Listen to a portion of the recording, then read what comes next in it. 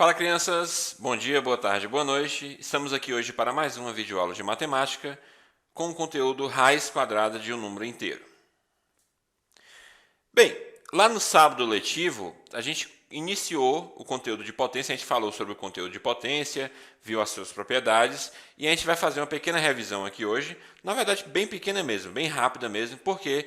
Porque na matemática a gente costuma falar que o inverso da adição é a subtração. O inverso da multiplicação é a divisão, e vice-versa, né? E o inverso da potência é a raiz, e o inverso da raiz é a potência, né? Vice-versa no caso. Então, se eu vou falar de raiz, eu preciso relembrar um pouquinho o que é fração. Ou melhor, o que é potência, desculpe. Né? Eu preciso relembrar o que é potência. Então, vamos lá. A gente sabe que a potência, na verdade, é uma multiplicação, né, de vários fatores aqui. Né? Então, por exemplo, se eu tenho 2 elevado a 3, eu posso dizer que isso aqui é a mesma coisa que o 2 multiplicado, né, 3 vezes aqui. Ó. Então, você tem 2 vezes 2, que dá 4, 4 vezes 2, que dá 8. Ou seja, 2 elevado a 3 é igual a 8, certo?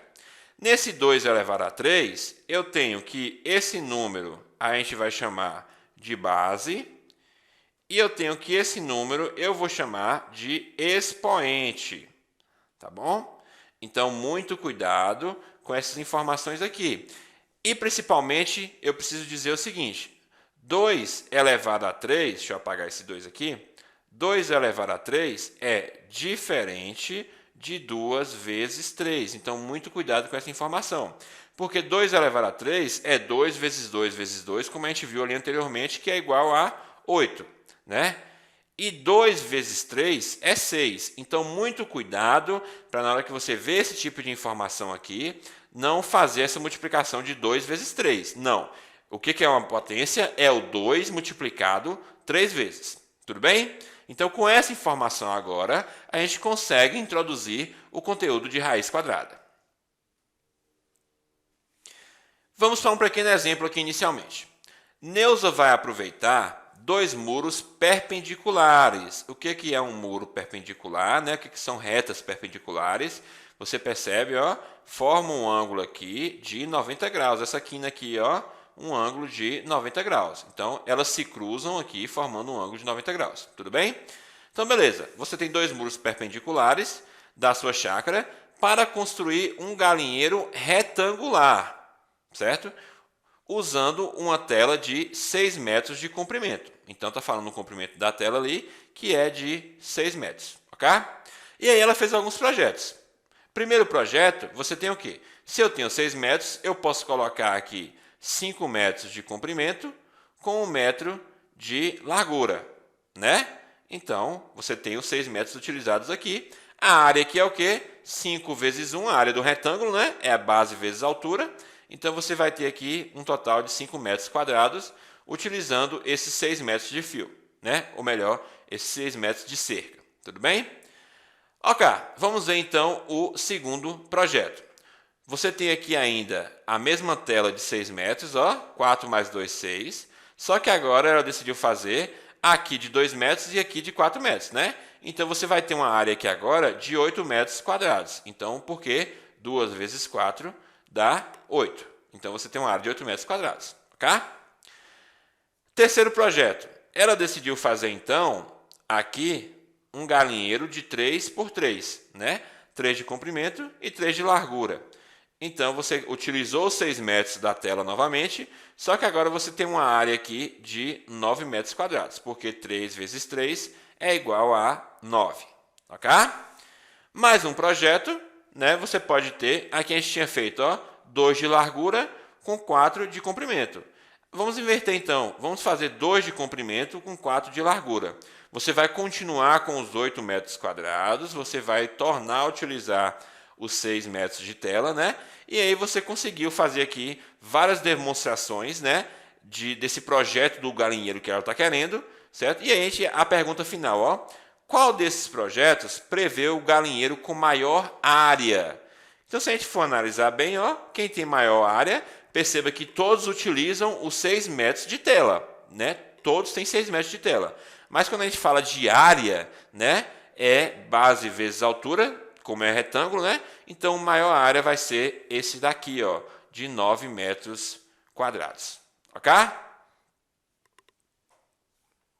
Neuza percebeu que o projeto de galinheiro com maior área é o que tem o formato quadrado, ou seja, o formato de 3 por 3, certo? Você vai ter uma área de 9 metros, lados de medida 3 metros, ou seja, 3 por 3 é igual a 9, que é a mesma coisa que 3 ao quadrado. O que é 3 ao quadrado? A gente já viu anteriormente aí, ó.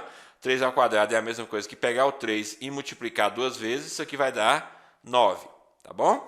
Então, ela percebeu que a área maior seria esse aqui no formato de um quadrado. Ao descobrir que o número 3 ao quadrado é igual a 9, encontramos a raiz quadrada de 9. Então, por isso que eu falei, ó, que a potência e a raiz são operações inversas, né? E aí, a operação realizada é a radiciação, que é a raiz, né? A raiz a gente chama de radiciação, certo? Então, a gente vai dizer que extraímos a raiz quadrada de 9. Vamos compreender aqui alguns símbolos antes de compreender a raiz quadrada, né? Então, o símbolo que representa uma raiz quadrada é esse símbolo aqui, ó. Raiz, né? A raiz é isso aqui, ó.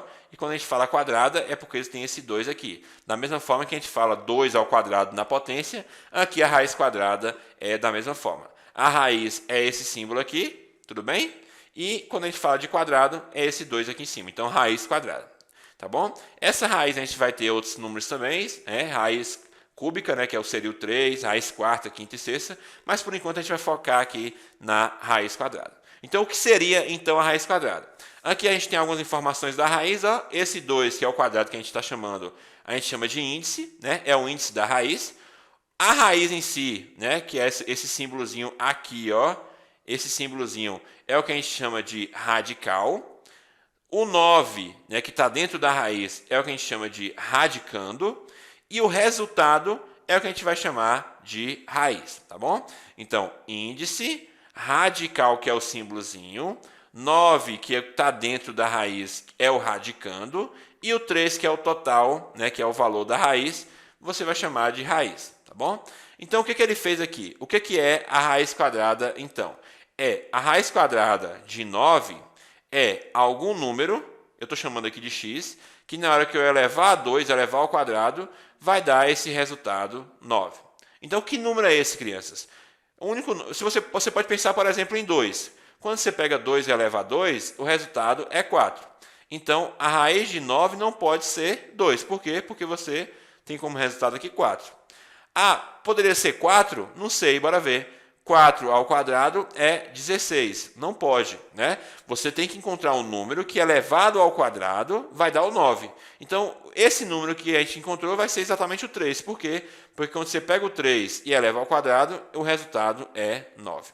Então, a raiz quadrada de 9 é exatamente igual a 3. Por isso que a gente fala que são operações inversas a raiz e a potência. Ok, crianças? Então, aqui é só a forma de leitura. A gente vai ler isso aqui, raiz quadrada de 9 é igual a 3, ok? Aí ele coloca uma pequena observaçãozinha aqui, ó, um asteriscozinho aqui. Embora mais 3, o 3 positivo, né, ao quadrado, seja igual a 9, e o menos 3, que seria o 3 negativo, ao quadrado também é igual a 9, professor, por que é igual a 9 positivo? Porque menos 3 ao quadrado é a mesma coisa que menos 3 vezes menos 3, né? E a gente já viu que menos com menos dá mais, 3 vezes 3 dá 9. Então, menos 3 ao quadrado também resulta do 9.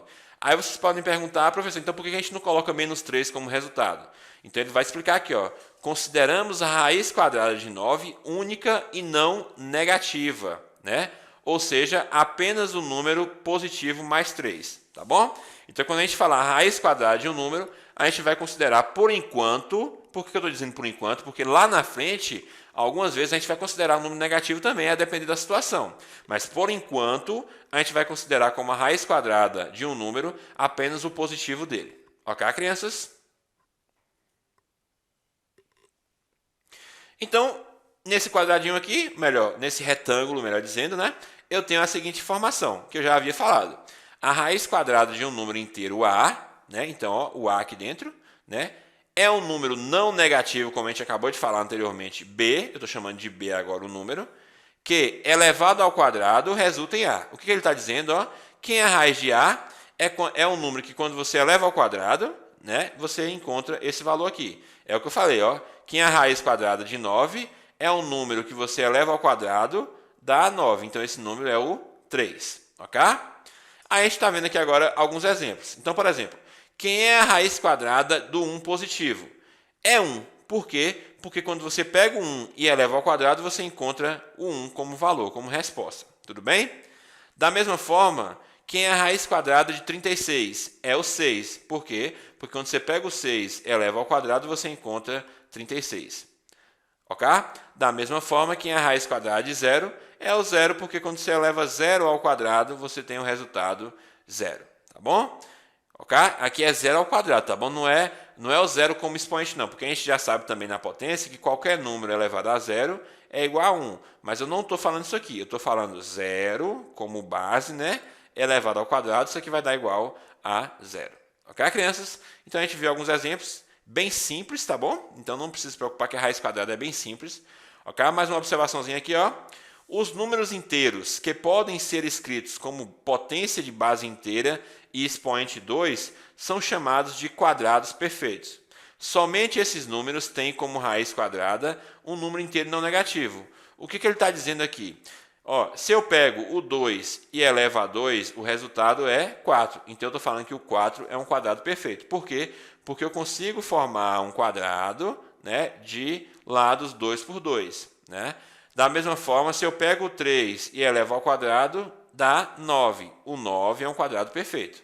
Da mesma explicação aqui, ó, eu consigo formar um quadrado de lados 3. Então, 3 vezes 3 dá 9. Da mesma forma, o 4 ao quadrado é 16. Então, 16 também é um quadrado perfeito. Então, todos esses números que você consegue encontrar uma solução quando você eleva ao quadrado, né? Quando o expoente é 2, no caso, você vai chamar o resultado, né, como... você vai dizer que esses números são quadrados perfeitos, tá bom? Porque você consegue fazer o quadrado dele. Tudo bem, crianças? Observação. Raiz quadrada de 8 não resulta em um número inteiro, né? Pois 8 não é um quadrado perfeito. Então, você tem o quê? Que 2 ao quadrado é 4 e você tem que 3 ao quadrado é 9. Você não tem nenhum número aqui entre 2 e 3 que seja inteiro. Você vai ter decimal, inteiro não, tá bom? Então, esse 8 a gente pode falar que não é um quadrado perfeito, porque você não encontra nenhum número aqui, né, que eleva ao quadrado, né, vai dar 8. Tudo bem? E a raiz quadrada de um número negativo? Certo, você pode me perguntar, professor, até agora você falou de números positivos dentro da raiz. E se por um acaso eu encontrar um menos 25 dentro da raiz? Então, bora lá. Qual é o conceito? Eu tenho que encontrar algum número que é elevado ao quadrado, dê o resultado menos 25. Então, vamos lá. Se eu testar o 5 positivo. 5 positivo ao quadrado, o resultado é mais 25. Porque mais com mais vai dar mais, tá bom? Da mesma forma, você pode pensar, professor, então eu vou colocar menos 5. Né? Mas não, vai dar errado também, porque menos 5 ao quadrado, você vai fazer o quê? O menos com o menos, que também vai dar mais. Ou seja, você vai ter como resultado mais 25. Então, não existe dentro dos números reais aqui, né? Ou dentro dos números inteiros, né? Como a gente está estudando aqui por enquanto, dentro dos números inteiros aqui, você não vai encontrar a raiz quadrada de menos 25. Tá bom? Então, logo, não existe um número inteiro cujo quadrado seja menos 25, que foi o que a gente acabou de falar. Né? Isso também ocorre com qualquer raiz quadrada de número negativo. Então, não é só o 25. Sempre que você pegar a raiz quadrada de qualquer número negativo, ela não vai existir ali dentro dos números inteiros aqui. Tá bom? Observação. Você pode ter a raiz quadrada de menos 100. Então, você tem o menos, né, 100 dentro da raiz. Então, o 100 é negativo nesse caso. Ou você pode ter o menos fora da raiz com o 100 dentro da raiz. Então, nesse caso, o 100 não é negativo, pessoal. O 100 ele é positivo, porque ó, tem uma raiz separando o mais e o menos. Então, o menos está fora, tá bom? Então, esse valor aqui, ele existe, tá bom? Esse aqui não é um número inteiro, tá bom? Então, como é que ficaria o resultado desse cálculo aqui, ó? Menos raiz quadrada de 100, né? Então seria o quê? Quem é a raiz quadrada de 100 é 10, porque 10 ao quadrado é igual a 100. E o menos vem depois, você coloca o menos. Então, nossa raiz quadrada de 100 é igual a menos 10. No caso, menos a raiz quadrada de 100. Então, por isso que aparece esse menos aqui, ele não vai sumir, né? A gente tem que colocar ele de qualquer jeito. Mas, quando ele estiver dentro da raiz, a gente não vai encontrar um número inteiro para ele. Tá bom, crianças? Enfim, basicamente, vocês perceberam que o conteúdo de raiz tem muito a ver com o conteúdo de potência, ok? E a gente vai exercitar um pouquinho agora. Então, vocês vão fazer para mim a página 70, as questões 1, 5 e 8 da página 70, né? E apenas a questão 18 da página 76, ok?